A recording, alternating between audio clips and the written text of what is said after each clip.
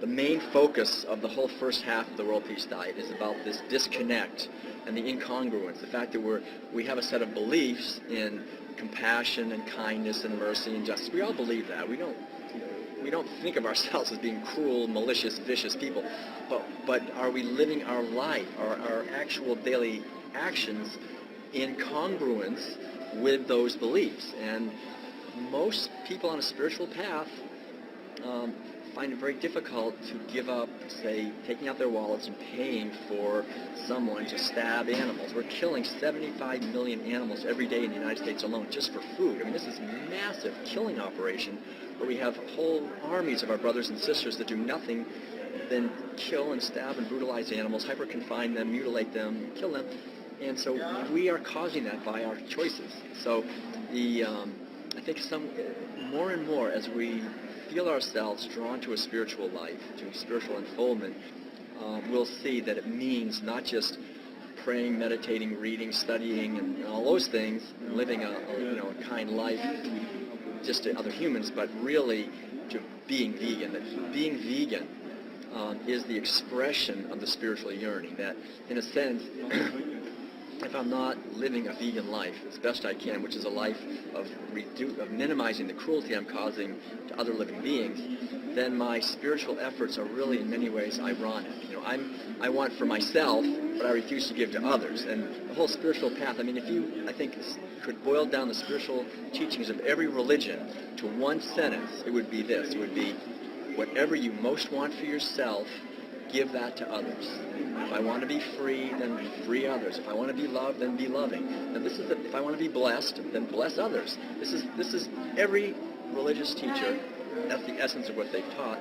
And yet, that's what we're not doing as a culture to animals. And so, this is the great point of greatest power for us as individuals and as a culture to transform our world, is through looking at what we're eating and how we're living our lives. What are we paying for when we take out our wallets? Are we paying for circus misery, zoo misery, leather misery, food misery, drug misery, all this massive amount of misery? And the beauty of it is we don't have to. I mean, I have not been to a doctor in 30 years. I've been a vegan for 30, vegetarian for 35, and vegan for 30, and it just opens up a whole doorway, I think, of freedom for ourselves. That's monumental accomplishment, that it is for sure one of the most powerful, if not the most powerful, expressions of the human mistreatment of animals for food and for clothing and for entertainment and for science.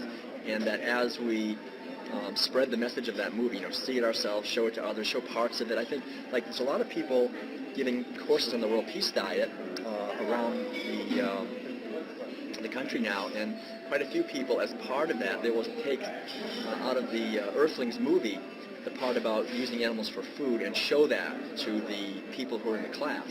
And I've heard it makes a huge difference, because it's one thing to read about it, to think about it, but it's something else to actually see it. And when people actually see it, they go, "Well, why didn't you tell me? I didn't know it was that bad." They suddenly. I remember teaching, classes in philosophy, and we talked about these ideas, and then I showed a video, and then before that, the students were kind of ho-hum, yeah, and then after that, it was like, whoa. I didn't know. They just don't know. And so I think what the Earthlings does, the great gift that it gives our culture, is that it makes us aware of what's behind the curtain of our denial. It pulls the curtain back, and we see actually what we're doing. And I think that is enormously empowering. And I discussed in the World Peace Diet the idea that we have a shadow. And the shadow is what we truly are, but we deny being, and so that is what controls us. The psychological, function of the shadow is the part that we've denied in ourselves. And so as a culture, we have this huge shadow. And what Earthlings does, I think the great gift that it gives our culture is that it reveals the shadow.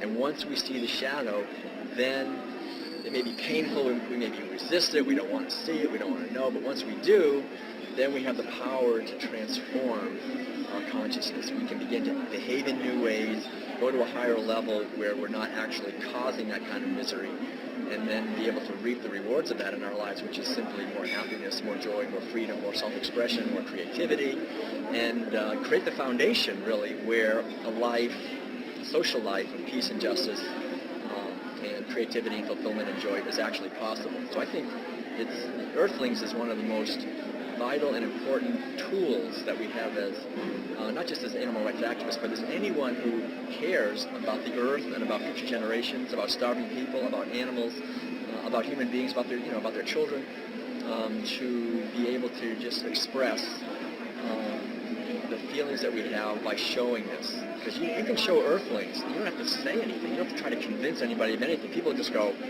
they get it, they just get it. I've showed this on sidewalks, like in Lawrence, Kansas. We showed Earthlings on the sidewalk. People are walking by, and you don't have to say anything to convince people to go, whoa, and people go vegan, or they give up buying leather, or they say, I'm not going to a circus anymore, and they see what's happening. And none of this stuff would happen if people didn't pay for it. It's really the cultural, act of taking out the wallet and paying for things that keeps it all going. So instead of fighting so much against the industry, I think the most powerful thing is to just educate all of us to just stop paying for that. And